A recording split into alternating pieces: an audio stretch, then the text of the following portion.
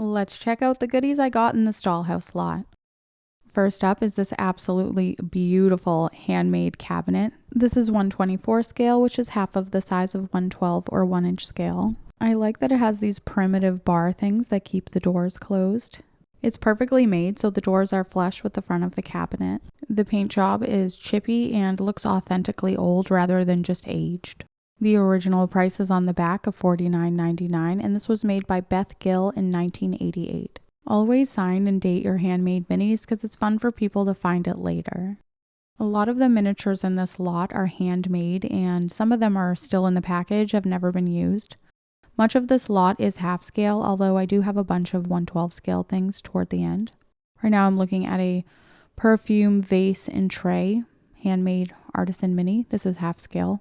It seems like a stiffened piece of lace was used as the tray, and there's a vase of flowers on it, and tiny bead perfume bottles, maybe some jewelry, earrings. This would look lovely on top of a dresser or vanity. Let me know if you recognize this 1/12 scale table because I'm trying to figure out if this is from a kit or if it's handmade and one of a kind. The wood is so nicely finished with a little bit of patina and it's buttery smooth. I really love the shape of the top as well. This is just a scrap of real wood, 1/2-inch scale wood flooring for a dollhouse. I will definitely be using this in a project somewhere, utilizing this. I almost have a couple of times. I started out making minis by fixing broken furniture, and then I graduated to making kits, so I really love little dollhouse kits like this. These are laser cut half-scale kits from Teresa's Miniature Creations. These are all Victorian style and made from wood. There's a folding screen room divider, as well as a corner cabinet and a table, which may be a dining table, but I'm not sure. I have a couple more Victorian kits, a Victorian velour mirror, and a miniature crib. These kits are made from walnut and they're only $6 each. I also have a rocking chair from Teresa's Miniature Creations, which has a completely different style of packaging. I don't know if this is from a different product line or a different time period. I really like how laser technology makes miniature making more accessible to people by creating these inexpensive kits. I had to Google it to figure out what this is, and this is a tilt top table. These were popular in Victorian times in particular, apparently. They were used for writing, gaming, they didn't game back then, but board games, etc. This is a 1/12 scale table. You can see how crazy it looks next to a half scale chair. It is unfortunately not signed. I have to imagine this is handmade and one of a kind, so it's too bad the artist didn't sign it. The tilt mechanism is in perfect working order and it doesn't look like it was ever used. Back to the land of half scale minis, I have some outdoor patio type furniture and a bench. This looks black, but these are dark green and they sort of look like woven material, but they are solid metal. I have since broken this tiny bowl, which is so unfortunate because it was really interesting thin plastic material that was pretty transparent. It was a beautiful color and it's gone. Well, when I say gone, I mean it's no longer intact, but I never throw away any miniatures because you can often use them in some way. I really enjoy making miniatures from scratch, so I will find a use for these plastic fencing pieces. They come stuck together, but they really go side by side like this. For your miniature pub, I have some half-scale wooden barrels. I really like the painted bands on them, and they have tiny nails that look like a spout. From Miss Lydia Pickett's Cottage Collection, I have a wall shelf with plates kit. This was designed by Robin Betterly. I absolutely love Robin Betterly kits. You've seen me assemble a few of them on my channel. This may be a kit I assemble on my channel because it looks so much fun. You cover the pieces of wood with these beautiful printed pieces and create some plates to display on the shelves. This is a half scale kit, but I think it would also work in 1/12 scale since plates range in size and the shelf itself is fairly large. I'm not sure what the hell this is, but it's very thin metal that's laser cut or CNC machined. I don't really know how you cut metal this thin, but it looks like feathers or leaves. I'm not entirely sure. So if somebody knows, let me know. This kit is from Daisy House, made in Canada. The kit includes all the wooden pieces you need to make this wash stand.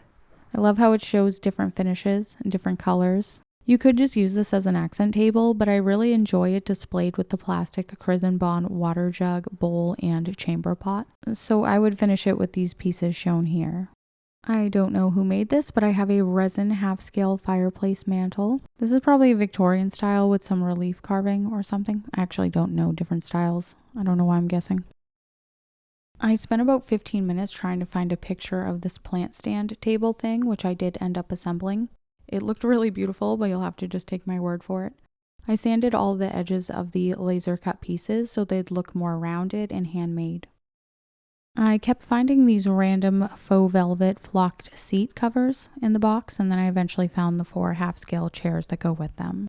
I also don't have a picture of this, but I did assemble these chairs after replacing the cushions. I'm pretty sure these are made by Best Pack, and it says 5-piece, so must be missing a dining table. Someone must have taken these apart in order to reupholster the seats. This set comes with 2 armchairs and then 2 chairs that don't have any arms on them. So to me, these would go with a rectangular table because the armchairs would go at the end. So I wonder if there were initially 6 pieces or 7 pieces if you include the table. And they're nice and sturdy because I dropped them a couple times and never broke. These half-scale barrels are simpler than the other barrels because they don't have the tiny nail that looks like a spout, but that could easily be added. These have a more rustic look and the bands on them are a lot finer. This is another kit, but I'm not sure what it is. I think this may be an old western covered wagon or maybe one of those gypsy caravans. It's kind of hard to say because so many of the pieces are missing. Well, I don't know that they're missing, but none of them are labeled and there's no diagram. So it would be quite the jigsaw to figure this out to assemble it, but maybe I hate myself enough to try. I think these are quarter scale turtles. They're extremely tiny. These are made from probably polymer clay. I have a wooden half-scale dollhouse kit made of maple, and there's a half-scale dog from Concord Miniatures. This is vintage. It'd be really cute to assemble this little dog house and maybe add some flocking to this dog so it looks realistic, like fur. I have some faux wrought iron chairs. These chairs go with this half-scale patio table. It's a nice outdoor set. I don't know how many of your dollhouses have the luxury of having a yard, but I guess half scale would be the way to do it since the house is so much smaller. These little things are still in the bag. Somebody bought 6 pieces for 25 cents each. With taxes, it was $1.61. So there's a larger cameo, which is the little relief face on a background, and metal pieces, metal filigree pieces for DIYing. There are small metal pewter looking plates that come with half-scale silverware, 4 sets. Here's some pretty nicely made polymer clay fruit. These are really small, but this is 112 scale. It's $15 for all. These would be extremely tiny in 124 scale.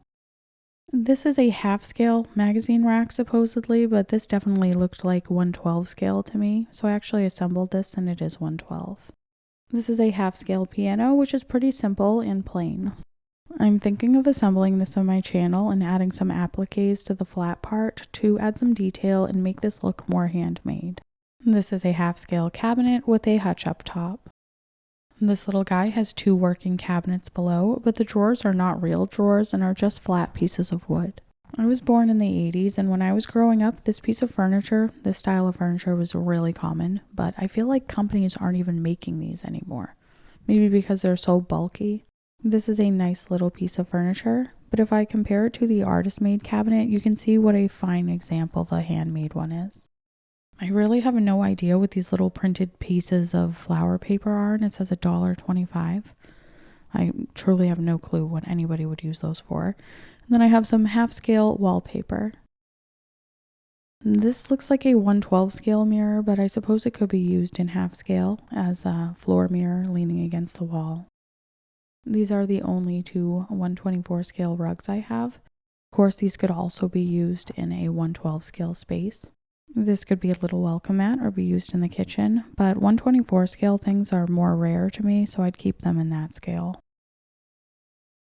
I have some faux half-scale fireplace tools, which is cool because I showed you the resin fireplace earlier, so it would be nice to set up a little vignette like that. I love this tiny white pierced porcelain bowl for half-scale.